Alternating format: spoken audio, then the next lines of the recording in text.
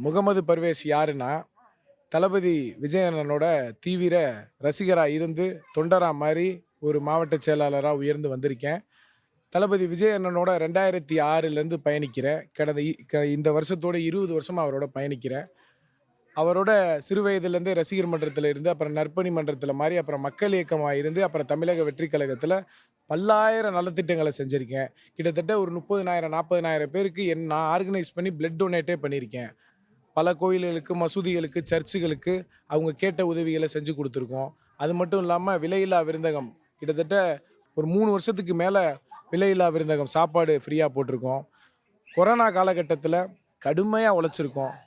புதுக்கோட்டை மாவட்டத்தில 6 சட்டமன்ற தொகுதி. 6 சட்டமன்ற தொகுதிக்கும் எங்களுடைய நலத்திட்ட பணிகள் போகாத இடமே கிடையாது. கஜா புயலா இருக்கட்டும், கொரோனா காலகட்டம் அந்த லாக்டவுன் பீரியட்ல மக்களுக்கு செய்யாத இதுவே கிடையாது. அப்புறம் அறந்தாங்கி சட்டமன்ற தொகுதியிலேயே எனக்கு தலைவர் அறிவிச்சிருக்காங்க. நான் வந்து இப்ப வேலை செய்றேன். ஆனா தலைவர் அறிவிக்கிறதுக்கு முன்னாடியே நான் மாவட்ட செயலாளர்ங்கிற முறையில இந்த ஏரியால அவ்வளோ பணிகள் செஞ்சிருக்கேன். நெறையா நலத்திட்ட பணிகள் செஞ்சிருக்கேன். அது மட்டும் இல்லாம நெறைய பாதிக்கப்பட்ட ஏம்பல்ல கூட ஒரு பொண்ண ஒரு சின்ன குழந்தைய ரேப் பண்ணி இறந்தப்ப கூட நான் போய் நிதி அளிச்சிருக்கேன். அந்த மாதிரி நெறையா ஒவ்வொரு மக்களுக்கு துயரம் வரும்போதும் நான் போய் நின்று அறந்தாங்கி தொகுதி மக்களுக்கு முன்னின்று நடத்தி குடுத்துருக்கேன். இது மாரி பல விஷயங்கள் இருக்கலாம்.